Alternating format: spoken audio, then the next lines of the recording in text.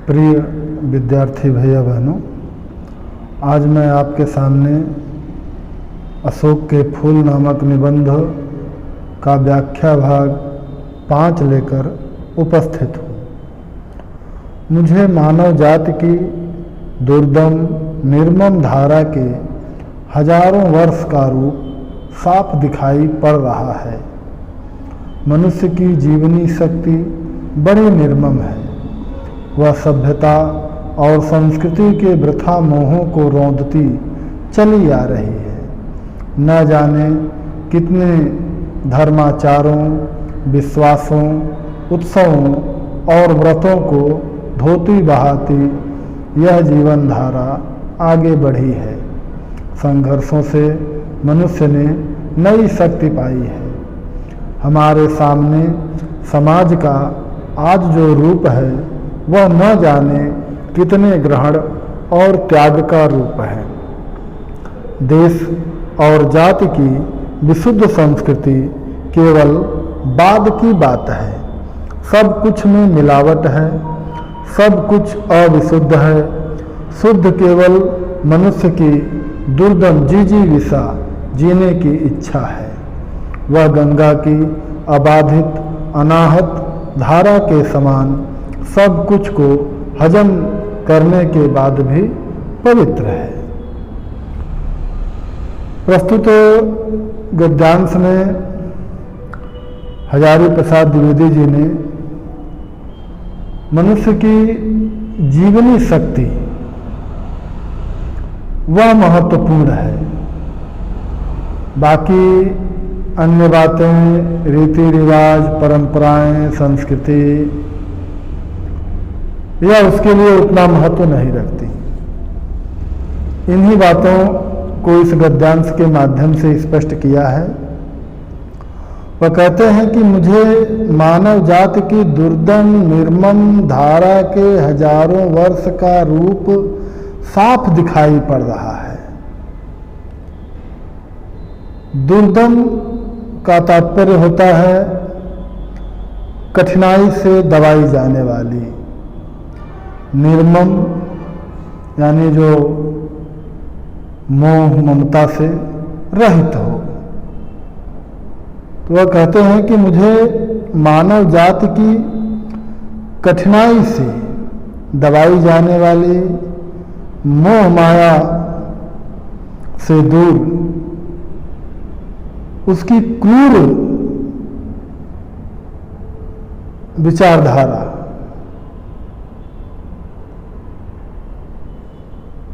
के हजारों वर्ष के इतिहास को मैं साफ देख रहा हूं कि मनुष्य का अस्तित्व जब से इस पृथ्वी पर है तब से वह किस प्रकार से अपने जीवन के मार्ग में आने वाली जो भी बाधाएं हैं उन बाधाओं को दूर करते हुए अपनी जो विचारधारा है उस विचारधारा को भी समय के अनुसार पीछे छोड़ते हुए किस प्रकार से वह आगे बढ़ रहा है वह मैं साफ देख रहा हूं। कहते हैं वह कि मनुष्य की जीवनी शक्ति बड़ी निर्मम है। यानी इसके पीछे का जो कारण है, जीवनी शक्ति का तात्पर्य जीवन जीने की इच्छा, कि वह क्यों अपने मार्ग में आने वाली, अपने जीवन के मार्ग में आने वाली जो भी बाधाएं हैं या चाहे जो कुछ भी रीति रिवाज या परंपरा से संबंधित बातें हैं उनको क्यों वह पीछे छोड़ता है? क्योंकि मनुष्य की जीवनी शक्ति बड़ी निर्मम है। निर्मम यानी वह ममता से रहित है। उसके लिए वही महत्वपूर्ण है। वह सभ्यता और संस्कृति के वृथा मोहों को रोदती चली आ रही है। तो उसका जीवन बना रहे और उसको अपने जीवन के रक्षण के लिए कोई भी कार्य करना पड़े, कोई भी अनैतिक चाहे क्रूर कार्य कुछ भी करना पड़े, उसका जीवन अपना बचा रहे। जैसे भाई हम ही देख लें कि अगर हमारे प्राणों पर किसी प्रकार का संकट आता है तो फिर हम अपने प्राणों की रक्षा के लिए क्या कुछ नहीं गुजरते, चाहे वह अनैतिक ही हो चाहे वह क्रूर ही हो। तो उसी बात को उन्होंने कहा, क्योंकि मनुष्य स्वयं के जीवन के लिए किसी भी प्रकार के कार्य, चाहे वह अनैतिक हो चाहे क्रूरता से भरे हुए हों, उनको करने से नहीं चूकता। और सभ्यता और संस्कृति के वृथा मोह, और वृथा मतलब व्यर्थ में, बेकार में, और वह हमेशा जो है सभ्यता और संस्कृति के आकर्षण में नहीं फंसता है, बल्कि उसको पीछे छोड़कर आगे बढ़ता हुआ वृथा मोहों को रोकती चली आ रही है। वह उनके मोह में न पड़कर उनको कुचलता हुआ आगे बढ़ता चला जाता है। न जाने कितने धर्माचारों, विश्वासों, उत्सवों और व्रतों को धोती बहाती यह जीवन धारा आगे बढ़ी है। तो अब तक के मनुष्य के जीवन कालखंड में न जाने कितने प्रकार के धर्माचार यानी धर्म से संबंधित जो आचार विचार हैं, भाई बहुत पहले के समय में जाते हैं तो हमको धर्मों के इतने विभिन्न रूप दिखलाई ही नहीं पड़ते। एकमात्र सनातन धर्म और उसके बाद उससे संबंधित जो आचार विचार के नियम हैं। लेकिन जैसे जैसे हम आगे बढ़ते हैं तो आज की तारीख में हम देख लें कितनी विभिन्नताएं आ गई हैं। तो अनेक प्रकार के धर्म से संबंधित जो आचार विचार हैं, विश्वासों यानी पहले मनुष्य किस प्रकार के देवी देवताओं पर विश्वास करता था, आज उसकी स्थिति क्या है, देवी देवता बदल गए हैं। उत्सव, पहले किस प्रकार के हमारे उत्सव इत्यादि मनाए जाते थे, किस प्रकार से हम उनका पालन करते थे, लेकिन आज उन उत्सवों का स्वरूप जो है वो थोड़ा बदला हुआ है, या यूँ कहने की समाप्त भी हो गया है। और व्रतों को अनेक विभिन्न प्रकार के व्रत करते थे, लेकिन आज उनका भी स्वरूप क्या है, बदला हुआ है, या कुछ व्रत ऐसे भी हैं जो समाप्त हो गए हैं। तो रोगती चली आ रही है। तो अनेक प्रकार की धार्मिक परंपराओं, रीतियों, नीतियों, विश्वासों, उत्सव, व्रत इत्यादि को यह मनुष्य की जीवनी शक्ति क्या है, जीवन धारा, जीवनी शक्ति, वह उसको रोगती हुई, धोती बहाती, यानी कुछ को तो वह थोड़ा उसमें परिष्कार करती है, थोड़ा उसको शुद्ध करती है, और कुछ ऐसे हैं जिनको एकदम बहाई ले जाती है, समाप्त हो जाती है। तो इस प्रकार से मनुष्य की यह जीवन धारा जो है आगे बढ़ी है। संघर्षों से मनुष्य ने नई शक्ति पाई है। तो मनुष्य जो है क्या है, निरंतर संघर्ष करता रहा है अपनी बदलती हुई परिस्थितियों के अनुसार, कि जिस प्रकार से परिस्थितियां बदली हैं उस प्रकार से उसने अपने जीवन को बचाने के लिए, अपनी जीवनी शक्ति को बचाने के लिए क्या किया है, प्रयास किया है। जैसे आज के समय में ही देख लीजिए, अभी कोविड-19 का प्रकोप है, इसके कारण से शिक्षा व्यवस्था या अन्य व्यवस्थाओं पर भी असर पड़ा है, लेकिन लोगों ने उसके अनुरूप अपने आप को ढालने का प्रयत्न करना शुरू कर दिया है। तो इसके पीछे का जो मूल तत्व है वह क्या है, मनुष्य की जीवनी शक्ति, यानी उसका जीवन बचा रहे। और इस प्रकार के संघर्ष से मनुष्य ने क्या है, नई शक्ति पाई है। तो स्वयं को बदलते रहने के इस संघर्ष के कारण मनुष्य को क्या है, वो नई शक्ति प्राप्त होती है।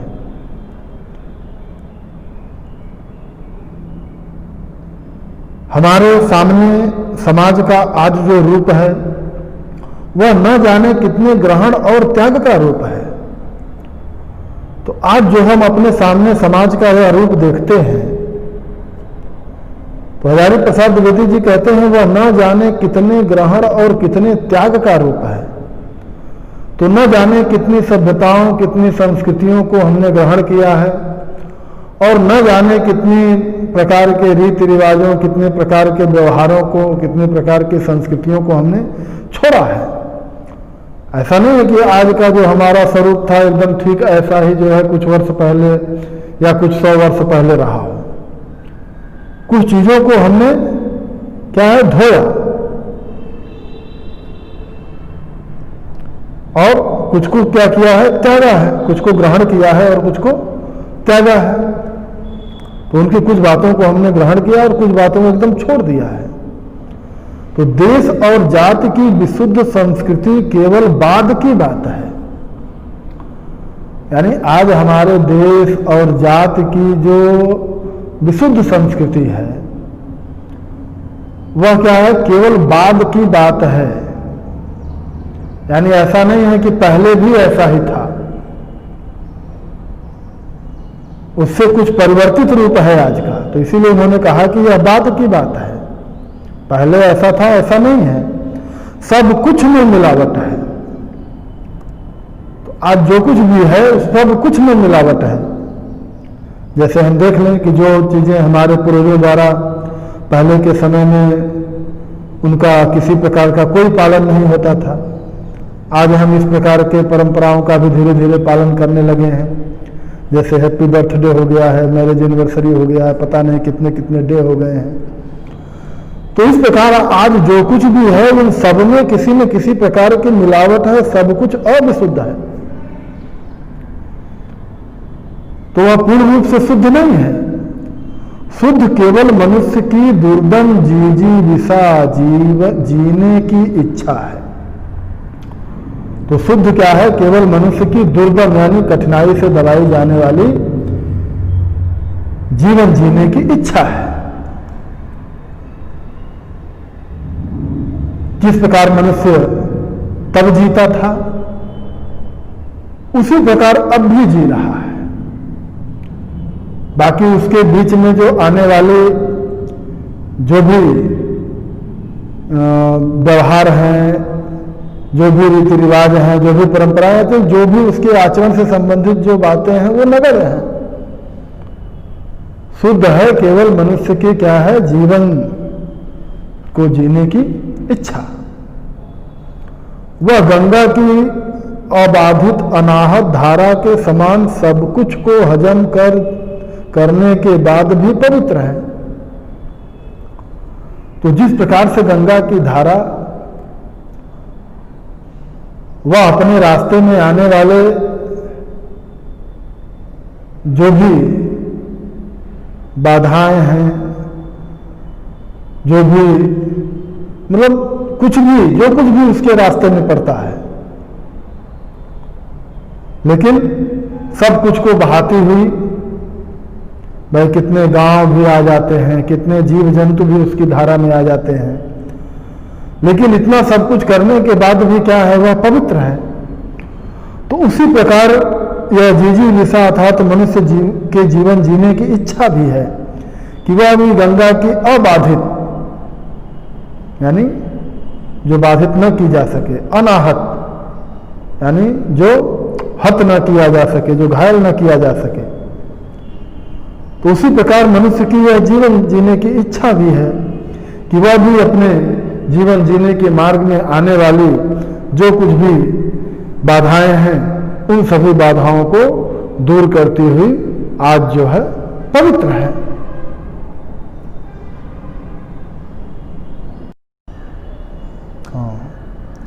इससे संबंधित कुछ प्रश्न। गद्यांश के पाठ और लेखक का नाम लिखिए। रेखांकित अंश की व्याख्या कीजिए। लेखक ने मनुष्य की जीवनी शक्ति को निर्मम क्यों कहा है? आज जो समाज का रूप है वह कैसा है? संसार में आज केवल शुद्ध क्या है? अगला गद्यांश। आज जिसे हम बहुमूल्य संस्कृति मान रहे हैं वह क्या ऐसी ही बनी रहेगी? सम्राटों सामंतों ने जिस आचार निष्ठा को इतना मोहक और मादक रूप दिया था वह लुप्त हो गई। धर्माचार्यों ने जिस ज्ञान और वैराग्य को इतना महार्घ समझा था वह लुप्त हो गया। मध्य युग के मुसलमान रईसों के अनुकरण पर जो रस राशि उमड़ी थी वह वाष्प की भांति उड़ गई। क्या यह मध्य युग के कंकाल में लिखा हुआ व्यावसायिक युग का कमल ऐसा ही बना रहेगा? महाकाल के प्रत्येक पदाघात में धरती धसकेगी, उसके कुंठन नृत्य की प्रत्येक चारिका कुछ न कुछ लपेट कर ले जाएगी। सब विकृत होगा, सब नवीन होगा। इस गद्यांश में द्विवेदी जी ने सभ्यता और संस्कृति के निरंतर परिवर्तनशीलता पर प्रकाश डाला है। कहते हैं कि आज जिसे हम बहुमूल्य संस्कृति मान रहे हैं वह क्या ऐसी ही बनी रहेगी? तो आज यानी आज के संदर्भ में जो कुछ भी हम अपने जीवन के व्यवहार में लाते हैं वही हमारी संस्कृति। तो आज जिसे हम बहुमूल्य मान रहे हैं अपने लिए, क्या वह ऐसी ही बनी रहेगी? उसमें कोई परिवर्तन नहीं होगा? ऐसी बात नहीं है, इसमें भी परिवर्तन होगा। क्योंकि आपसे पहले भी जो लोग इस पृथ्वी पर थे उनके समय में भी जो संस्कृति थी उसको भी उन्होंने उसी प्रकार सजाया संवारा था, लेकिन आज उसका वह रूप दिखाई नहीं पड़ रहा है। तो जिसे आज हम बहुमूल्य संस्कृति मान रहे हैं वह भी ऐसी ही नहीं रहेगी, उसमें भी परिवर्तन जरूर होगा। क्योंकि यह संसार का नियम है परिवर्तन, कि समय के साथ उसमें परिवर्तन होता रहता है। भाई कोई वस्तु आज हमारे सामने जिस प्रकार से है या कोई परंपरा आज हमारे सामने जिस प्रकार से है वह पहले उसी प्रकार से रही है, ऐसी बात नहीं है। तो उसमें परिवर्तन हो करके क्या होता है, वह एक हमारे भिन्न रूप में हमारे सामने आती है। तो यही का बात जो है वो संस्कृति के रूप में सटीक भी है।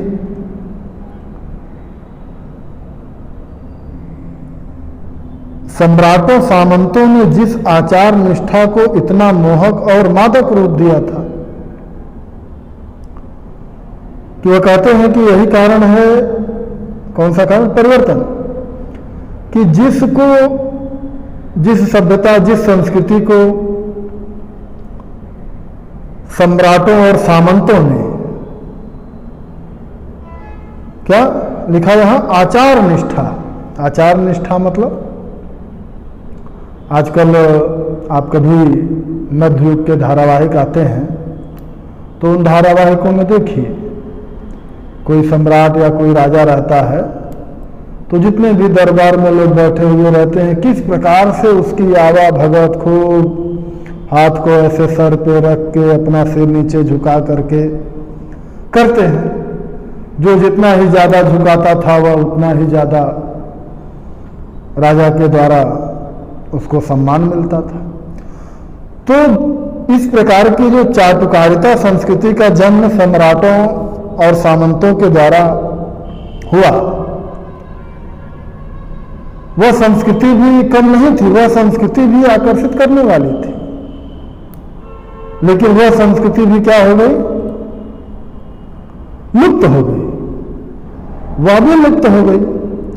धर्माचार्यों ने जिस ज्ञान और वैराग्य को इतना महार्घ समझा था, महार्घ यानी महान। धर्माचार्यों ने एक समय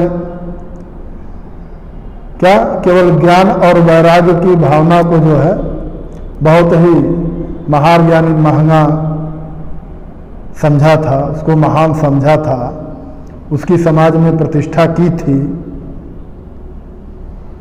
तो क्या वह वैसी ही रह गई? वह भी लुप्त हो गया, वह भी समाप्त हो गया। मध्य युग के मुसलमान रईसों के अनुकरण पर जो रस राशि उमड़ी थी वह वाष्प की भांति उड़ गई। और जैसे जैसे समय बदला, मध्य युग आया, तो मध्य युग में क्या था कि मुस्लिम शासक और रईस वह विलासितापूर्ण जीवन जीते थे। तो उस विलासितापूर्ण, उस कामुकतापूर्ण उनके जीवन जीने की जो शैली थी, उसका प्रभाव जो है वो समाज पर भी पड़ा था। पूरा समाज जो है उसी विलासिता और कामुकता में जो है डूब गया था। तो उनकी वह जो कामुकतापूर्ण, विलासितापूर्ण जो निर्मित जो उनकी संस्कृति थी, वह संस्कृति भी समाप्त हो गई। उसको हम रसिक संस्कृति कहते हैं। तो वह रसिक संस्कृति भी समाप्त हो गई। हाँ, क्या वाष्प की भांति उड़ गई। तो क्या यह मध्य युग के कंगाल में लिखा हुआ व्यावसायिक युग का कमल ऐसा ही खिला रहेगा? तो आज का जो हमारा युग है वो क्या है? व्यावसायिक युग है। और इसकी आधारशिला क्या है भाई? मध्य युग के कंकाल में, यानी मध्य युग जब समाप्त हो रहा था तो उसी समय इसका आधार बना, इसकी शुरुआत हुई इस युग की, जो आज हमारे लिए क्या है लिखा है यहां पे? कमल। यानी आज हमारे लिए यह व्यावसायिक युग क्या है? कमल के समान सुंदर और आकर्षित करने वाला है, जो मध्य युग के कंकाल पर लिखा गया था। यानी मध्य युग की जो संस्कृति थी, उस संस्कृति के ही आधार पर, उसी रसिकता की संस्कृति के आधार पर ही इसका भी विकास हुआ था। तो क्या यह भी ऐसा ही बना रहेगा? तो आज यह हमारे लिए जिस प्रकार का है, हमको अच्छा लग रहा है, तो क्या यह आने वाली पीढ़ियों के लिए भी ऐसा ही होगा? नहीं, ऐसा नहीं होगा। महाकाल के प्रत्येक पदाघात में धरती खिसकेगी। तो महाकाल के प्रत्येक पदाघात में, तो क्या कहा कि महाकाल, काल मतलब क्या होता है? समय। तो संसार में सबसे ज्यादा बलिष्ठ क्या है भाई? समय। समय जो है सबसे बलवान है। तो इसके प्रत्येक पदाघात, पद आघात यानी पैर के प्रहार से एक दिन क्या होगा? यह संपूर्ण धरती धसकेगी। समय का जब प्रहार होगा तो यह धरती भी क्या है? धसकेगी, अर्थात रसातल में जाएगी। ऐसे ही नहीं बना रहेगा। प्रलय काल का वर्णन हमारे ग्रंथों में मिलता है, तो वही समझ लीजिए। उसके कुंठन नृत्य की प्रत्येक चारिका कुछ न कुछ लपेट कर ले जाएगी। चारिका मतलब क्या होता है? सेविका। तो कुंठन नृत्य, तो यह समय कैसा है कि इसकी जो विनाश लीला है वह कहते हैं कि जैसे एक कुंठा के समान है। तो कुंठा क्या है? कुंठाग्रस्त व्यक्ति क्या होता है? वह बिना सोचे समझे किसी कार्य को करता है, उल्टा सीधा कार्य करता है। ठीक वैसे ही समय भी जो है वह भी क्या है? कुंठन नृत्य जब करेगा, यानी अपनी विनाश मंडली के साथ जब नृत्य करना प्रारंभ करेगा, तो उस नृत्य में क्या आ रहा है, क्या जा रहा है, क्या नष्ट हो रहा है, इसका कोई मतलब नहीं होगा।